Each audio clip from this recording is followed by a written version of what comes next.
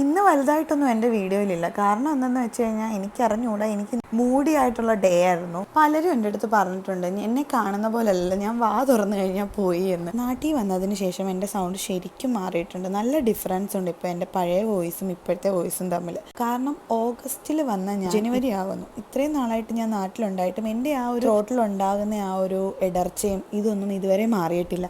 Actually I'm not comfortable with my voice. എൻ്റെ അമ്മ പറഞ്ഞു തന്നിട്ടുണ്ട് എന്തിനാ ഇങ്ങനെ സൗണ്ട് ഓർത്ത് നമ്മൾ ഇങ്ങനെ ഇതാകുന്നത്. ബാക്കി അത്യാവശ്യം വേണ്ട കഴിവുകളൊക്കെ ദൈവം നിനക്ക് തന്നിട്ടുണ്ട്. എത്രയോ ആൾക്കാർ നമുക്ക് ചുറ്റിനുമുണ്ട് എന്തെങ്കിലും വൈകല്യങ്ങളും കാര്യങ്ങളും ഉള്ളത്. പക്ഷെ നമ്മൾ അതൊക്കെ വെച്ച് നോക്കുമ്പോൾ നമുക്ക് എല്ലാം ദൈവം തന്നിട്ടുണ്ട്. എന്നിട്ട് അതിൽ ഇങ്ങനെ ഇരുന്ന് അതിനിൽ കുറ്റം കണ്ടുപിടിക്കാനാണ് നമ്മുടെ പരിപാടി. എല്ലാവർക്കും അവരവരുടെ സൗണ്ടുകൾ അങ്ങനെ ഇഷ്ടപ്പെടാറില്ല. അല്ലെങ്കിൽ അതുപോലെ വല്ല മികച്ച ഗായകരോ അങ്ങനെയുള്ള സൗണ്ട് ആണെങ്കിൽ ഓക്കെ എന്ന് പറയാം. അതുകൊണ്ട് നമുക്ക് കിട്ടിയ കാര്യം കൊണ്ട് നമ്മൾ സംതൃപ്തരാകുക വേണ്ടത്. എന്നിട്ട് നമ്മുടെ സൗണ്ട് കൊള്ളത്തില്ലെന്നും പറഞ്ഞാൽ നമ്മൾ എങ്ങൊന്നും മാറി നിൽക്കരുത്. എത്രയോ ആർട്ടിസ്റ്റുകളുണ്ട്, അവരുടെ ചിലരുടെയൊക്കെ സൗണ്ടുകൾ കൊള്ളത്തില്ലായിരിക്കാം, പക്ഷെ അവർ ആ സൗണ്ട് കൊള്ളത്തില്ലെന്നും പറഞ്ഞാൽ അവർ എവിടുന്നേലും മാറി നിൽക്കാറുണ്ടോ എന്ന് എൻ്റെ അടുത്ത് അമ്മ ചോദിച്ചു. കഥ പറഞ്ഞിരുന്നു. ഇന്നത്തെ വീഡിയോ ആയിട്ട് ഒരു ബന്ധവും ഇല്ലാത്ത കഥയാണ് ഞാൻ പറഞ്ഞത്. പക്ഷെ ഞാനൊരു കാര്യം പറയട്ടെ, ഈ ജ്യൂസ് കുടിക്കുമ്പോൾ അതിനകത്തിൽ ഷുഗർ ആഡ് ചെയ്യാതിരിക്കാൻ നിങ്ങൾ ശ്രദ്ധിക്കുക കേട്ടോ. നമ്മുടെ കുഞ്ഞാവയ്ക്കും നമുക്ക് നല്ലത് അതായതുകൊണ്ടാണ്.